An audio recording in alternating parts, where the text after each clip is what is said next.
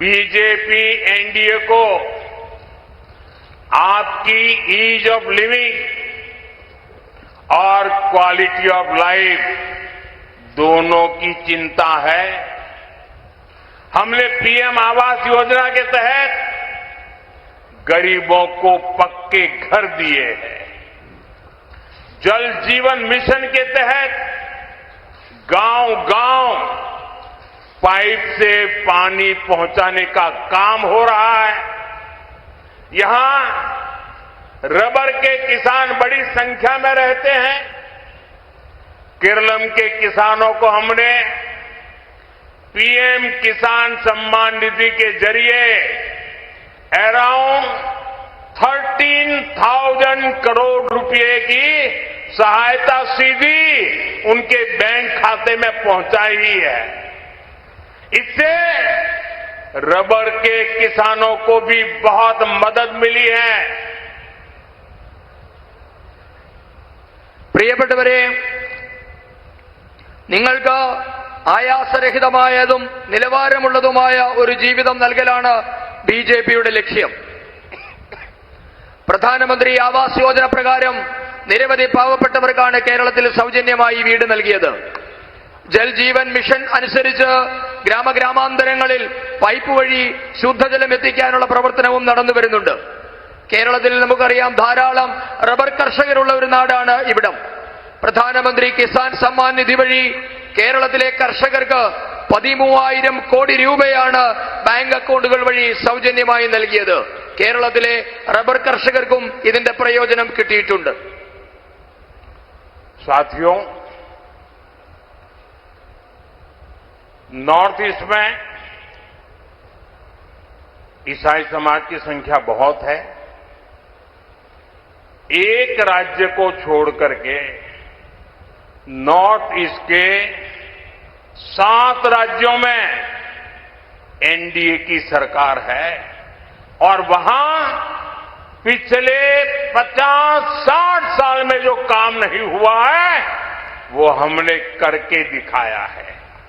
गोवा में ईसाई समाज निर्णायक है। गोवा के अंदर लगातार बीजेपी की सरकार, एनडीए की सरकार है। गोवा विकास की नई ऊंचाइयों को छू रहा है। केरल में भी एनडीए सरकार बनेगी तो विकास की नई ऊंचाइयों को पाएंगे। स्थानीय किसानों और फिशरमैन की हर समस्या का हम समाधान करेंगे। പ്രിയപ്പെട്ടവരെ, നമ്മുടെ വടക്ക് കിഴക്കൻ സംസ്ഥാനങ്ങളിൽ ക്രിസ്തീയ സമുദായം, ക്രിസ്തീയ മതവിശ്വാസികൾ ഏറ്റവും കൂടുതലുള്ള സംസ്ഥാനങ്ങളാണ്. അതിലെ ഒരു സംസ്ഥാനം ഒഴികെ 7 സംസ്ഥാനങ്ങളിലും ഭാരതീയ ജനതാ പാർട്ടി നേതൃത്വത്തിലുള്ള ദേശീയ ജനാധിപത്യത്തിന്റെ സർക്കാരാണ് ഉള്ളത്. അവിടങ്ങളിൽ കഴിഞ്ഞ 50-60 വർഷം കൊണ്ട് നടക്കാത്ത പലതും ഭാരതീയ ജനതാ പാർട്ടിയുടെ സർക്കാർ ചെയ്തു കാണിച്ചിട്ടുണ്ട്. നമ്മുടെ ഗോവ എല്ലാവർക്കും അറിയാം, ക്രിസ്ത്യൻ വിഭാഗങ്ങൾക്ക് നിർണായകമായ സ്വാധീനമുള്ള ഒരു സ്ഥലമാണ് ഗോവ. അവിടെ തുടർച്ചയായി ഭാരതീയ ജനതാ പാർട്ടിയാണ് ഭരിക്കുന്നത്. ഇന്ന് ഗോവ വികസനത്തിന്റെ പുതിയ ഉയരങ്ങൾ തേടുകയാണ്. കേരളത്തിലും എൻഡിഎയുടെ സർക്കാർ വരും. കേരളം വികസനത്തിന്റെ പുതിയ ചക്രവാളങ്ങൾ തൊടുമെന്ന കാര്യം എനിക്കുറപ്പാണ്. അന്ന് കേരളത്തിലെ കർഷകരുടെയും മത്സ്യത്തൊഴിലാളികളുടെയും എല്ലാം പ്രശ്നങ്ങളും പരിഹരിക്കപ്പെടും.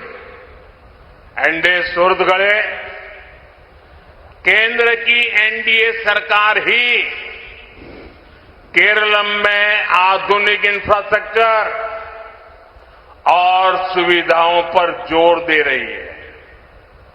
हम यहां नेशनल हाईवे बनाने को गति दे रहे हैं।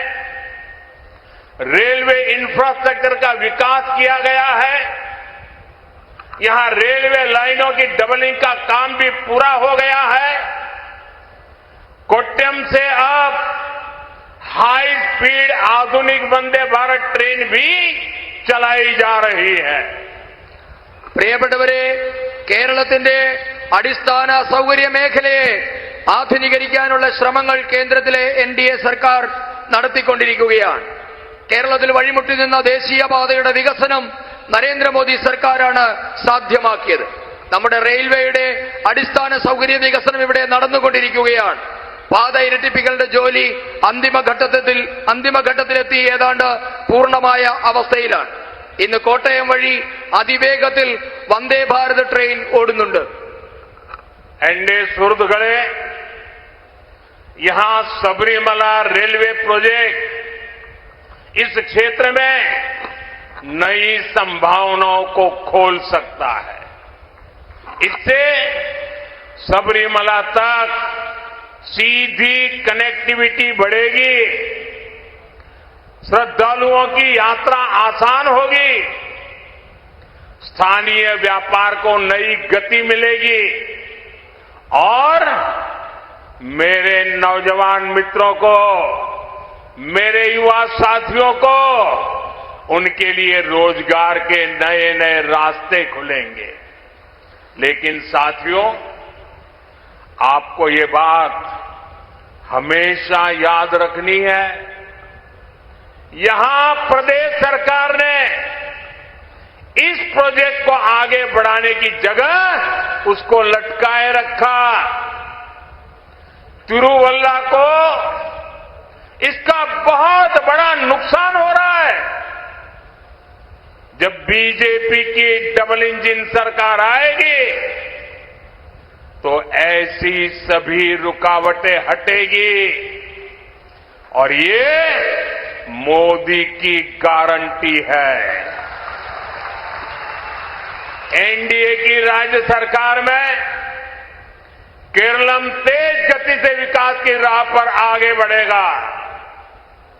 एनडीए सरकारिनो किडिल केरलम विकसनत्ते पातईल അതിവേഗം മുന്നേറും. പ്രിയപ്പെട്ടവരെ, ശബരി റെയിൽ പദ്ധതി വരുന്നതോടുകൂടി നിരവധി പുതിയ അവസരങ്ങളാണ് തുറക്കാൻ പോകുന്നത്. ഇതുമൂലം ശബരിമലയിലേക്ക് നേരിട്ടുള്ള യാത്രാ സൗകര്യമുണ്ടാകും. തീർത്ഥാടനം അനായാസമാകും. പ്രാദേശികമായ കച്ചവടക്കാർക്ക് പുതിയ വഴി തെളിഞ്ഞു കിട്ടും.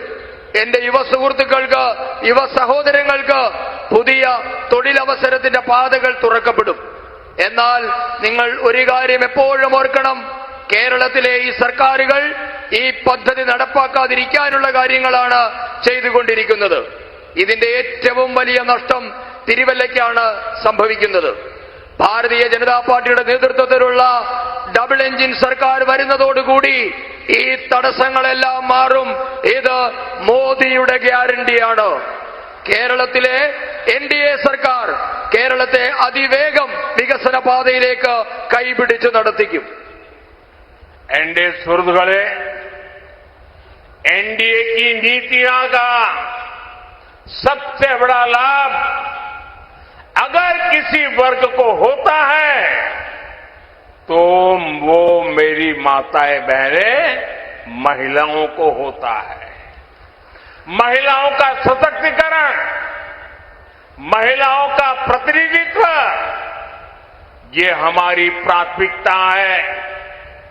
हमने महिलाओं के जीवन से जुड़ी हर समस्या के समाधान का प्रयास किया है. हमने घर घर शौचालय बनवाए, जनधन खाते खुलवाए, महिलाओं के नाम, उनके घर महिलाओं के नाम पर बनवाए, मुद्रा लोन के जरिए अपना खुद का कारोबार शुरू करने वालों में बड़ी हिस्सेदारी महिलाओं की है. उनको बैंक से पैसा मिला है. हम विमेन सेल्फ हेल्प ग्रुप को भी लाखों करोड़ रुपए की मदद दे रहे हैं. लखपति दीदी का अभियान सफलतापूर्वक आगे बढ़ा है. पहले मैंने 3 करोड़ लखपति दीदी बनाने का लक्ष्य रखा था. देश में 3 करोड़ लखपति दीदी बन चुकी. अब मैंने और नई 3 करोड़ महिलाओं को लखपति दीदी बनाने का लक्ष्य रखा है. केरल में बीजेपी सरकार आएगी तो यहां भी डबल इंजन सरकार का सबसे बड़ा लाभ मेरी माताओं, बहनों को, बेटियों को, महिलाओं को मिलने वाला है। आपने देखा होगा, अभी हमने एक बड़ा कार्यक्रम शुरू किया है। भविष्य में माताओं, बहनों को कैंसर न हो, इसलिए 13-14 साल की बच्चियों को उनकी जांच करके एक वैक्सीन देने की योजना है। ये भविष्य में हमारी माताओं, बहनों को, ये बेटियां जब बड़ी हो जाएगी वो कैंसर से बच पाएगी। इतना बड़ा काम आज देश की बेटियों के लिए, महिलाओं के लिए, माताओं के लिए एनडीए भाजपा सरकार कर रही है। പ്രിയപ്പെട്ടവരെ, ദേശീയ ജനാധിപത്യ സർക്കാരിന്റെ നയങ്ങൾ കൊണ്ട് ഏതെങ്കിലും ഒരു പ്രത്യേക വിഭാഗത്തിന് മാത്രമായി പ്രയോജനം കിട്ടിയിട്ടുണ്ടെങ്കിൽ അത് നമ്മളുടെ സ്ത്രീകൾക്കാണ്, അമ്മമാർക്കാണ്, നമ്മുടെ പെൺമക്കൾക്കാണ്. സ്ത്രീ ശാക്തീകരണവും സ്ത്രീകൾക്ക് അർഹമായ പ്രാതിനിധ്യവും ഒക്കെ നമ്മളുടെ പ്രാഥമികമായ ദൗത്യമാണ്. സ്ത്രീകളുടെ ജീവിതത്തിലെ നിരവധി പ്രശ്നങ്ങൾക്ക് നമ്മുടെ സർക്കാർ പരിഹാരം കണ്ടിട്ടുണ്ട്. നമ്മുടെ എല്ലാ വീടുകളിലും ശൗചാലയം എത്തിച്ചു, ജൻധൻ അക്കൗണ്ടുകൾ തുറന്നു, സ്ത്രീകളുടെ പേരിൽ വീടുകൾ നിർമ്മിച്ചു നൽകി. അതോടൊപ്പം തന്നെ പുതിയ പുതിയ സംരംഭങ്ങൾ തുടങ്ങുന്നതിനായി വായ്പ നൽകുന്ന മുദ്രാ യോജനയുടെ ഗുണഭോക്താക്കളിൽ കൂടുതലും ഇന്ന് സ്ത്രീകളാണ്. വനിതാ സ്വയം സഹായ സംഘങ്ങൾക്ക് ലക്ഷക്കണക്കിന് കോടി രൂപയാണ് സഹായമായി നൽകിയത്. പ്രിയപ്പെട്ടവരെ, ഈ അടുത്ത് കേന്ദ്ര സർക്കാർ നടപ്പാക്കിയ ഒരു പദ്ധതിയാണ് ലാഖ്പതി ദീദി എന്നുള്ളത്. നമ്മളുടെ സ്ത്രീകളെ ലക്ഷാധിപതികളാക്കുക എന്ന ലക്ഷ്യത്തോടു കൂടി തുടങ്ങിയ ഈ പദ്ധതി 3 കോടി ആൾക്കാർക്ക് നൽകാനാണ് ലക്ഷ്യം വെച്ചിരുന്നത്. അത് പൂർത്തിയാക്കിയിട്ട് അടുത്ത 3 കോടി സ്ത്രീകൾക്ക് നൽകുന്നതിന് വേണ്ടിയിട്ടാണ് കേന്ദ്ര സർക്കാർ ഇപ്പോൾ ലക്ഷ്യം വെക്കുന്നത്. അതോടൊപ്പം തന്നെ ഇന്ന് നമ്മുടെ പെൺകുഞ്ഞുങ്ങൾക്ക് ഭാവിയിൽ ക്യാൻസർ രോഗം വരാതിരിക്കാൻ, ഗർഭാശയ ക്യാൻസർ അടക്കമുള്ളതിന്റെ പ്രതിരോധത്തിന് വേണ്ടി 13-14 വയസ്സുള്ള പെൺകുഞ്ഞുങ്ങൾക്ക് സൗജന്യമായി ക്യാൻസർ വാക്സിൻ നൽകാനും കേന്ദ്ര സർക്കാർ തീരുമാനിച്ചിട്ടുണ്ട്. ഇത്രയും വലിയ സ്ത്രീ സൗഹൃദമായ ഒരു പദ്ധതിയും രാജ്യത്ത് നാളിതുവരെ നടന്നിട്ടില്ല. കേരളത്തിലും ബിജെപിയുടെ നേതൃത്വത്തിൽ ഇരട്ട എഞ്ചിൻ സർക്കാർ വരുന്നതോടുകൂടി ഏറ്റവും കൂടുതൽ പ്രയോജനം കിട്ടാൻ പോകുന്നത് നമ്മുടെ അമ്മമാർക്കാണ്, പെൺകുഞ്ഞുങ്ങൾക്കാണ്, സഹോദരിമാർക്കാണ്. एनडीए सुहृदगणे, ये हमारी ही सरकार है जिसने लोकसभा और विधानसभा में महिलाओं को 33% रिजर्वेशन दिया है। और आप सभी की जानकारी में है कि बजट सत्र का हमने पूर्णाहुति करने के बजाय उसका विस्तार किया है। 3 दिन के लिए 16, 17, 18 अप्रैल को संसद फिर से मिलने वाली है। आपको पता है क्यों मिलने वाली है? जो कानून हमने पारित किया है 33% महिलाओं के लिए 2029 में लोकसभा के चुनाव से इसका लाभ मिलना शुरू हो जाए, 33% बहनें पार्लियामेंट में आकर के बैठे, इसके लिए कानून बनाने की जरूरत है। जैसे पार्लियामेंट ने सर्वसम्मति से महिला आरक्षण का बिल पास किया था, वैसे ही 16, 17, 18 को 2 काम करने हैं। केरल हो, तमिलनाडु हो, बाकी राज्य हो, जिन्होंने जनसंख्या नियंत्रण में अच्छा काम किया है। लोग झूठ फैला रहे हैं कि जनसंख्या कम हो रही है तो सीटें कम हो जाएगी। हम इस बार पार्लियामेंट में पक्का करना चाहते हैं, पार्लियामेंट में कानून पे थप्पा लगाना चाहते हैं कि केरल हो, तमिलनाडु हो, कर्नाटक हो, आंध्र हो, गोवा हो, तेलंगाना हो, कहीं पर भी लोकसभा की सीटें कम न हो, इसका थप्पा लगाने के लिए। और दूसरा, महिलाओं के लिए जो सीटें होगी वो अतिरिक्त सीटें बढ़ जाए, इतना बड़ा फायदा हमारे दक्षिण भारत के राज्यों को मिले, इसके लिए हम कानून संशोधन के लिए सत्र बुला रहे हैं। हमने कांग्रेस के लोगों को मीटिंग के लिए बुलाया। हम आशा करते हैं कि वो हमारी बात मान करके आएंगे। हमने इंडिया अलायंस के मित्रों से बात की है। आप भी लोगों को बताइए, कांग्रेस के लोगों को बताइए, एलडीएफ के लोगों को बताएं कि महिलाओं के अधिकार का एक कानून निर्विरोध पास होना चाहिए। ये उनसे वादा लीजिए आप लोग। और मैं उनसे भी प्रार्थना करता हूं कि मेरी माताओं बहनों का ये हक 40 साल से लटका हुआ है। अब 2029 के चुनाव में फिर से लटकना नहीं चाहिए। इसलिए मैं सभी राजनीतिक दलों पर देश की माताएं बहनें दबाव डालें, सब संसद में आए और इस कानून को पारित करें। महिला